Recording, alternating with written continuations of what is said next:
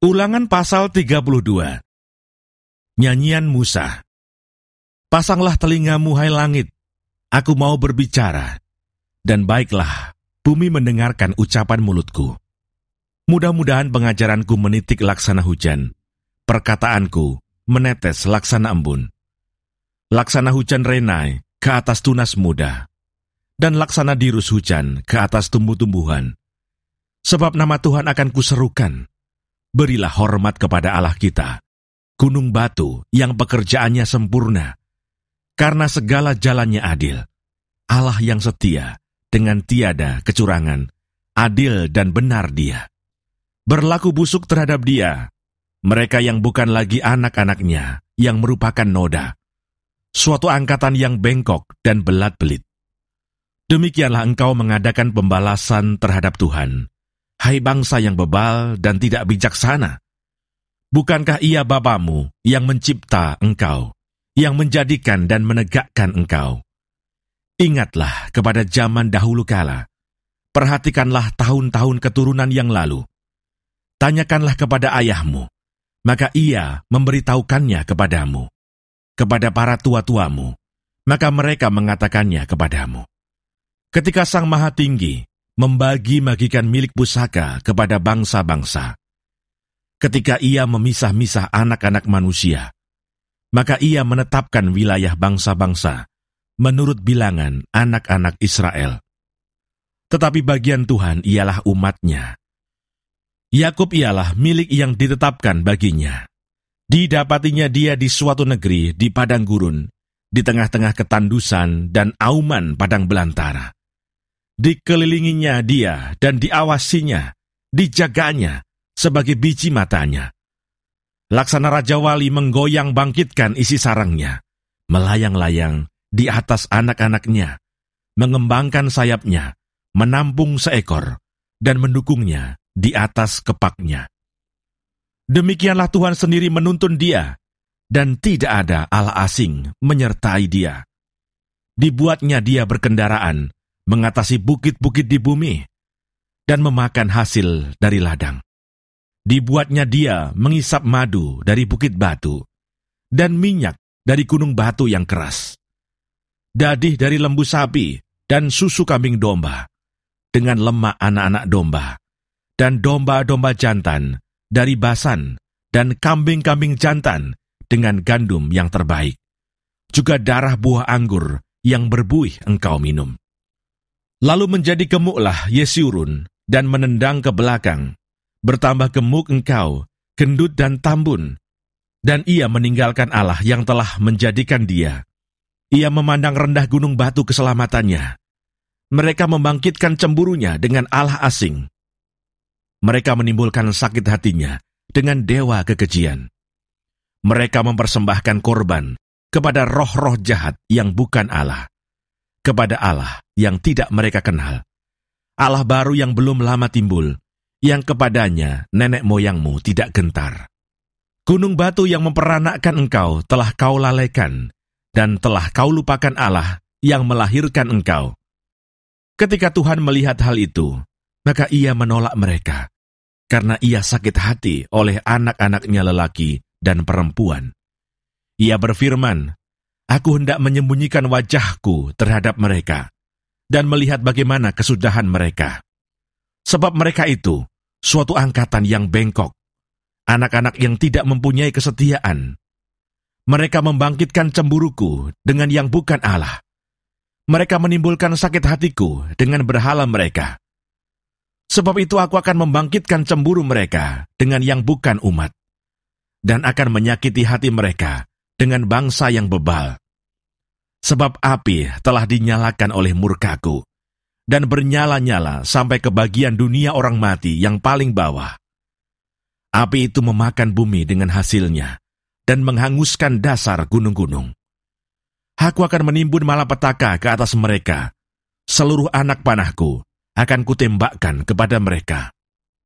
Apabila mereka sudah lemas karena lapar, dan merana oleh demam yang membara, dan oleh penyakit sampar, maka aku akan melepaskan taring binatang buas kepada mereka, dan racun binatang yang menjalar di dalam debu. pedang di luar rumah, dan kengerian di dalam kamar akan melenyapkan teruna maupun darah, anak menyusu serta orang ubanan. Seharusnya aku berfirman, aku meniupkan mereka, melenyapkan ingatan kepada mereka dari antara manusia. Tetapi aku khawatir disakiti hatiku oleh musuh. Jangan-jangan lawan mereka salah mengerti. Jangan-jangan mereka berkata, tangan kami jaya, bukanlah Tuhan yang melakukan semuanya ini. Sebab mereka itu suatu bangsa yang tidak punya pertimbangan dan tidak ada pengertian pada mereka. Sekiranya mereka bijaksana, tentulah mereka mengerti hal ini dan memperhatikan kesudahan mereka. Bagaimana mungkin satu orang dapat mengejar 1.000 orang, dan 2 orang dapat membuat lari 10.000 orang? Kalau tidak gunung batu mereka telah menjual mereka, dan Tuhan telah menyerahkan mereka. Sebab bukanlah seperti gunung batu, kita gunung batu orang-orang itu. Musuh kita boleh menjadi hakim. Sesungguhnya pohon anggur mereka berasal dari pohon anggur Sodom, dan dari kebun-kebun Gomora. Buah anggur mereka adalah buah anggur yang beracun, pahit gugusan-gugusannya. Air anggur mereka adalah racun ular, dan bisa ular tedung yang keras ganas. Bukankah hal itu tersimpan padaku, termeterai dalam perbendaharaanku? Hakkulah dendam dan pembalasan pada waktu kaki mereka goyang, sebab hari bencana bagi mereka telah dekat. Akan segera datang apa yang telah disediakan bagi mereka. Sebab Tuhan akan memberi keadilan kepada umatnya, dan akan merasa sayang kepada hamba-hambanya.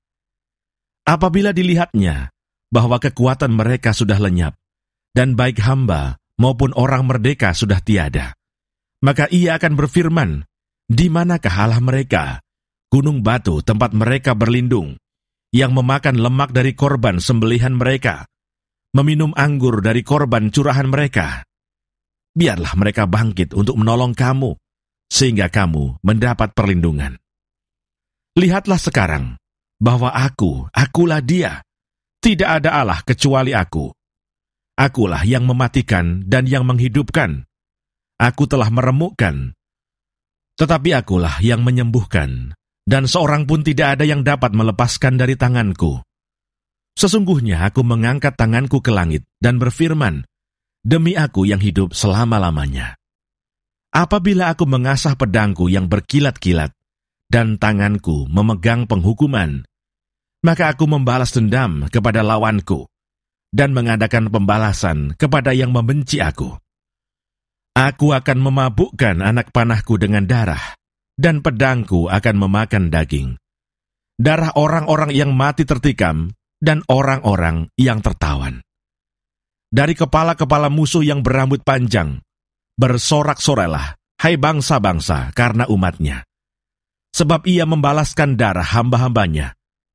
Ia membalas dendam kepada lawannya, dan mengadakan pendamaian bagi tanah umatnya. Nasihat Musa yang terakhir. Lalu datanglah Musa bersama-sama dengan Yosua bin Nun, dan menyampaikan ke telinga bangsa itu segala perkataan nyanyian tadi. Setelah Musa selesai menyampaikan segala perkataan itu kepada seluruh orang Israel, berkatalah ia kepada mereka, perhatikanlah segala perkataan yang kuperingatkan kepadamu pada hari ini, supaya kamu memerintahkannya kepada anak-anakmu untuk melakukan dengan setia segala perkataan hukum Taurat ini. Sebab perkataan ini bukanlah perkataan hampa bagimu, tetapi itulah hidupmu. Dan dengan perkataan ini akan lanjut umurmu di tanah, kemana kamu pergi, menyeberangi sungai Yordan untuk mendudukinya. Ajal Musa mendekat.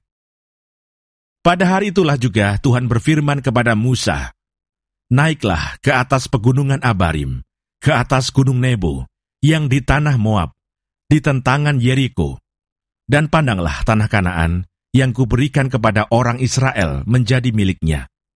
Kemudian engkau akan mati di atas gunung yang akan kau naiki itu, supaya engkau dikumpulkan kepada kaum leluhurmu, sama seperti Harun kakakmu, sudah meninggal di gunung Hor, dan dikumpulkan kepada kaum leluhurmu. Oleh sebab kamu telah berubah setia terhadap aku di tengah-tengah orang Israel, dekat mata air Meriba di Kades, di padang gurun Sin, dan oleh sebab kamu tidak menghormati kekudusanku di tengah-tengah orang Israel. Engkau boleh melihat negeri itu terbentang di depanmu, tetapi tidak boleh masuk ke sana, ke negeri yang kuberikan kepada orang Israel.